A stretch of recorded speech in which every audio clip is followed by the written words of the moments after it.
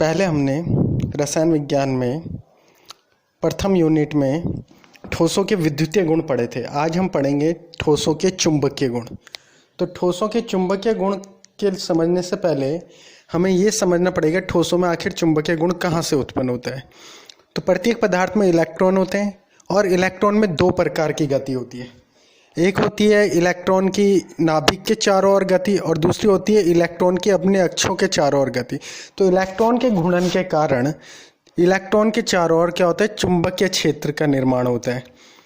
हमने एक सिद्धांत पढ़ा था पहले कि जब कोई आवेशित कण गति करता है तो अपने चारों ओर चुंबकीय क्षेत्र उत्पन्न करता है। तो इलेक्ट्रॉन भी एक आवेशित कण है, तो जब इलेक्ट्रॉन गति करेगा तो इलेक्ट्रॉन अपने और क्या चारों ओर क्या करेगा, चुंबकीय क्षेत्र उत्पन्न करेगा। इस तरह से जो इलेक्ट्रॉन है एक सूक्ष्म चुंबक की भांति व्यवहार करता है, टिनी मैग्नेट की भांति। तो जब ये टिनी मैग्नेट की भांति व्यवहार करेगा तो इसमें चुंबकीय ध्रुव उत्पन्न होंगे जिससे चुंबकीय आघूर्ण उत्पन्न होगा। तो इसलिए ठोसों में चुंबकीय गुण पाए जाते हैं। तो चुंबकीय गुणों के आधार पर हम ठोसों को 5 भागों में वर्गीकृत कर सकते हैं। तो चुंबकीय गुणों के आधार पर ठोस कितने प्रकार के हो सकते हैं? एक अनुचुंबकीय, प्रतिचुंबकीय, लोह चुंबकीय, प्रतिलोह चुंबकीय और फेरी चुंबकीय।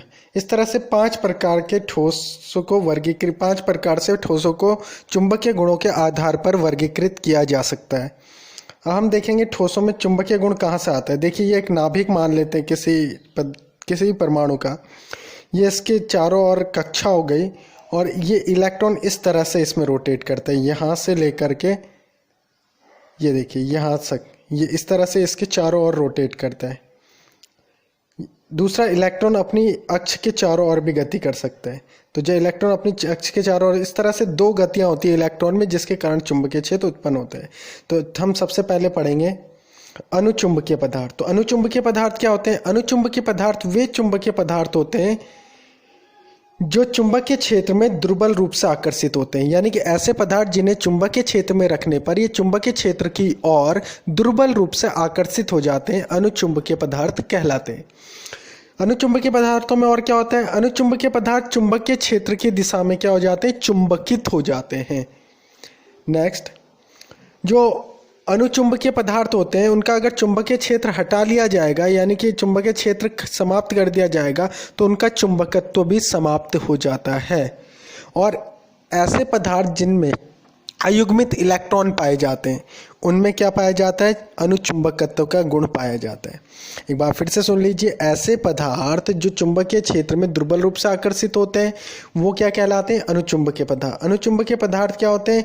अस्थायी चुंबकत्व होता है, यानी चुंबकीय क्षेत्र हटा लेंगे तो उनका चुंबकत्व समाप्त हो जाएगा। और इनमें क्या पाए जाते हैं? अयुग्मित इलेक्ट्रॉन। ऐसे पदार्थ जिनमें अयुग्मित इलेक्ट्रॉन होंगे वो अनुचुंबकीय पदार्थ होंगे। इसके एग्जाम्पल देखो, इसका एग्जाम्पल है O2 हो गया, Cu+2 हो गया, Fe+3 हो गया, Cr+3 हो गया, ये इनके एग्जाम्पल है। यहाँ देखिए मैंने एक अयुग्मित इलेक्ट्रॉनों को समझाने के लिए बनाया है। देखिए यहाँ पे p कक्षकों की बात करते हैं तो p 3 भागों में बटा होता है। p कक्षक होते हैं 3, px, py, pz। तो इसमें अगर हम देखेंगे एक इलेक्ट्रॉन आ गया, ये तीनों अयुग्मित इलेक्ट्रॉन है। तीनों के तीनों क्या है? अयुग्मित इलेक्ट्रॉन। अब ये देखिए पेयर हो गया इलेक्ट्रॉन, ये यहाँ पे क्या हो गया? पेयर हो गया। तो ये तो पेयर हो गए लेकिन ये क्या हो गया? अयुग्मित रह गए, यानी इनका जोड़ा नहीं बना, इनको क्या कहते हैं? अयुग्मित इलेक्ट्रॉन। तो जिनमें भी अयुग्मित इलेक्ट्रॉन पाए जाएंगे, ऐसे सिंगल इलेक्ट्रॉन पाए जाएंगे कक्षकों में, उनमें अनुचुंबकीय गुण पाया जाएगा। अब हम पढ़ेंगे प्रतिचुंबकीय गुण। प्रतिचुंबकीय गुण क्या होते हैं? प्रतिचुंबकीय गुण अनुचुंबकीय गुणों के बिल्कुल विपरीत होते हैं। अनुचुंबकीय गुण में क्या होता था? दुर्बल रूप से आकर्षित होता था, इसमें दुर्बल रूप से प्रतिकर्षित हो जाएगा। तो ऐसे पदार्थ या ऐसे ठोस जिनमें चुंबकीय क्षेत्र में क्या होता है? पदार्थ को रखने पर दुर्बल रूप से क्या हो जाते हैं? प्रतिकर्षित हो जाते हैं। तो ये पदार्थ क्या होते हैं? चुंबकीय क्षेत्र में दुर्बल रूप से प्रतिकर्षित होते हैं। ये चुंबकीय क्षेत्र की विपरीत दिशा में चुंबकित होते हैं। वो क्या होते थे?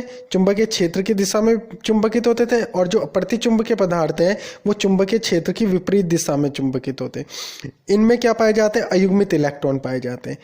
सॉरी, इनमें युग्मित इलेक्ट्रॉन होते हैं, अयुग्मित नहीं होते, इनमें युग्मित इलेक्ट्रॉन होते हैं। तो युग्मित इलेक्ट्रॉन के कारण क्या होता है, जो इलेक्ट्रॉन होते हैं एक दूसरे के चुंबकीय आघूर्ण को क्या कर देते हैं, निरस्त कर देते हैं। क्योंकि जब जो पेयर्ड इलेक्ट्रॉन होते हैं, एक इलेक्ट्रॉन क्लॉकवाइज डायरेक्शन में रोटेट करता है, दूसरा एंटी क्लॉकवाइज डायरेक्शन में, तो दोनों के चुंबकीय आघूर्ण की दिशा एक दूसरे के विपरीत होती है, दोनों के चुंबकीय आघूर्ण एक दूसरे को क्या कर देंगे, निरस्त कर देंगे, तो नेट चुंबकीय आघूर्ण 0 हो जाएगा। तो प्रतिचुंबकीय पदार्थों में क्या होते हैं, युग्मित इलेक्ट्रॉन। ये देखें यहाँ पे, ये पेयर्ड इलेक्ट्रॉन, ये पेयर्ड इलेक्ट्रॉन, ये पेयर्ड इलेक्ट्रॉन। इस इलेक्ट्रॉन का रोटेशन क्लॉकवाइज, इसका एंटी क्लॉकवाइज, इसके चुंबकीय आघूर्ण को ये कैंसिल कर देगा, इसके चुंबकीय आघूर्ण को ये कैंसिल कर देगा, इसके चुंबकीय आघूर्ण को ये कैंसिल। तो जिनमें भी युग्मित इलेक्ट्रॉन होंगे वो क्या होते हैं, प्रतिचुंबकीय। इनका एग्जांपल NaCl, H2O और C6H6 बेंजीन। अब देखिए, अब हमने पढ़ने लोह चुंबकीय पदार्थ। तो लोह चुंबकीय पदार्थ को समझने से पहले हमें डोमेन पता करना होगा। तो डोमेन क्या होते हैं, डोमेन किसी भी ठोस में जो धातु, एक निश्चित क्षेत्र में उपस्थित धातु आयनों का समूह होता है। ये देखिए यहाँ पे एक समूह है, धातु आयनों का समूह। ये धातु आयन के चुंबकीय आघूर्ण एक दूसरे क्या होते हैं कि अव्यवस्थित रूप में होते हैं। एक सूक्ष्म क्षेत्र में जो आयन है उनका समूह क्या कहलाएगा, डोमेन। ये एक डोमेन हो गया, ये दूसरा डोमेन हो गया, ये तीसरा डोमेन हो गया, ये चौथा। इस तरह से बहुत सारे डोमेन होते हैं। यानी एक सूक्ष्म क्षेत्र में उपस्थित क्या होता है, उपस्थित आयनों का समूह। तो जब इन्हें चुंबकीय क्षेत्र में रखा जाता है तो ये सभी डोमेन क्या होते हैं, इनमें जो धातु आयन होते हैं एक ही दिशा में व्यवस्थित हो जाते हैं। क्या हो जाते हैं, एक ही दिशा में व्यवस्थित हो जाते हैं, जिससे इनका चुंबकीय आघूर्ण बहुत ज़्यादा हो जाता है। इसे इस तरह से समझ सकते हैं कि जो क्या होता है कि अगर हम देखेंगे क्लास में जब टीचर नहीं रहता है तो बच्चे क्या करते हैं, बिना टीचर के एब्सेंस में, यानी कि अगर टीचर नहीं है तो बच्चे छोटे छोटे समूह में बंट जाते हैं और सबका अरेंजमेंट अलग अलग दिशाओं में होता है। लेकिन जैसे ही टीचर क्लास में एंटर करता है तो सारे के सारे स्टूडेंट एक ही डायरेक्शन में अलाइन हो जाते हैं, व्यवस्थित हो जाते हैं। तो ये इस तरह से हम डोमेन को समझ सकते हैं। डोमेन क्या है, छोटे छोटे समूह में उपस्थित आयनों का समूह है। जैसे ही इन्हें चुंबकीय क्षेत्र लगाया जाता है तो ये क्या होते हैं, सब एक दिशा में व्यवस्थित हो जाते हैं। तो अब हम पढ़ेंगे लोह चुंबकीय पदार्थ। तो लोह चुंबकीय पदार्थ क्या होता है, लोह चुंबकीय पदार्थ होते हैं जिन्हें चुंबकीय क्षेत्र में रखने पर प्रबल रूप से आकर्षित होते हैं। यानी ऐसे पदार्थ जिनको चुंबकीय क्षेत्र में रखेंगे और चुंबकीय क्षेत्र की ओर क्या होगा, वो चुंबकीय क्षेत्र की ओर प्रबल रूप से आकर्षित हो जाएंगे।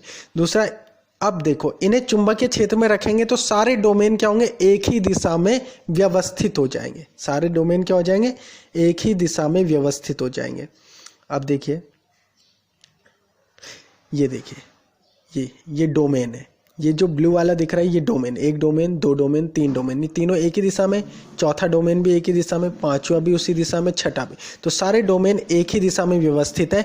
तो ये क्या हो गया, लोह चुंबकीय पदार्थ। लोह चुंबकीय पदार्थ स्थायी चुंबकित हो जाते हैं। अगर लोह चुंबकीय पदार्थ को चुंबकीय क्षेत्र में रखेंगे तो क्या करेंगे, चुंबकीय और आकर्षित होंगे। तो उनका जो चुंबकत्व का गुण होगा वो चुंबकीय क्षेत्र हटाने पर भी बना रहेगा। क्योंकि जब एक बार ये डोमेन सब एक दिशा में व्यवस्थित हो जाते हैं तो इनका क्रम बना रहता है और इनका चुंबकीय आघूर्ण बहुत ज़्यादा हो जाता है। तो इनका चुंबकत्व क्या हो जाता है, स्थायी हो जाता है। तो चुंबकीय क्षेत्र में रखने पर, चुंबकीय क्षेत्र हटाने पर भी इनका चुंबकीय गुण बना रहता है, इसलिए इनको क्या कहते हैं, स्थायी रूप से चुंबकित हो जाते हैं। इसके एग्जाम्पल देखिए, निकेल, कोबाल्ट, आयरन आदि। अब है प्रतिलोह चुंबकीय पदार्थ। प्रतिलोह चुंबकीय पदार्थ चुंबकीय क्षेत्र में रखने पर प्रबल रूप से प्रतिकर्षित होते हैं। उल्टा हो जाता है लोह चुंबकीय का, ये प्रतिकर्षित होते हैं। और इनमें जो डोमेन होते हैं वो समान संख्या में एक दूसरे की विपरीत दिशाओं में व्यवस्थित होते हैं। यहाँ देखेंगे, ये देखिए, इसका एग्जाम्पल हो गया MnO। इसका देखिए एक डोमेन हो गया, ये देखिए इसके, ये डोमेन देखिए किस डायरेक्शन में, ऊपर की तरफ, ये डाउनवर्ड, यानी एक समांतर प्रति समांतर। इसके चुंबकीय क्षेत्र को इसके चुंबकीय आघूर्ण को इसके चुंबकीय आघूर्ण ने कैंसिल कर दिया। अगला देखिए ऊपर की तरफ, फिर अगला नीचे की तरफ। तो इसके चुंबकीय आघूर्ण को इसने कैंसिल कर दिया, ऊपर की तरफ, नीचे की तरफ। यानी कि जो प्रतिलोह चुंबकीय पदार्थ होते हैं उसमें डोमेन क्या होते हैं, समान संख्या में समांतर और प्रति समांतर दिशाओं में अभिविन्यासित होते हैं, जिससे उनका चुंबकीय आघूर्ण कैंसिल हो जाता है और 0 हो जाता है।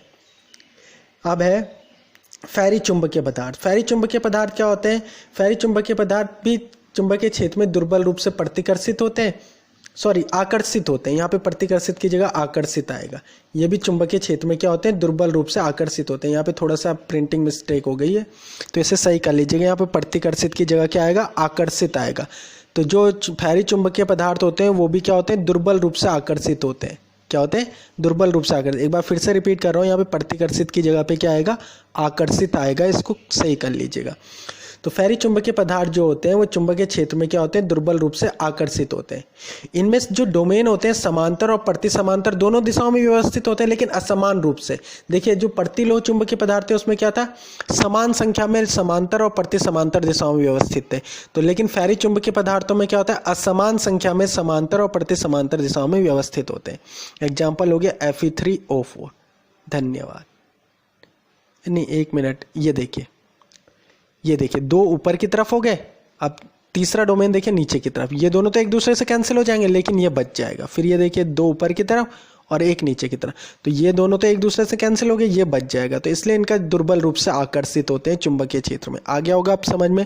जो फैरी चुंबकीय पदार्थ होते हैं उनमें क्या होते हैं, डोमेन असमान संख्या में समांतर और प्रति समांतर दिशाओं में व्यवस्थित होते हैं।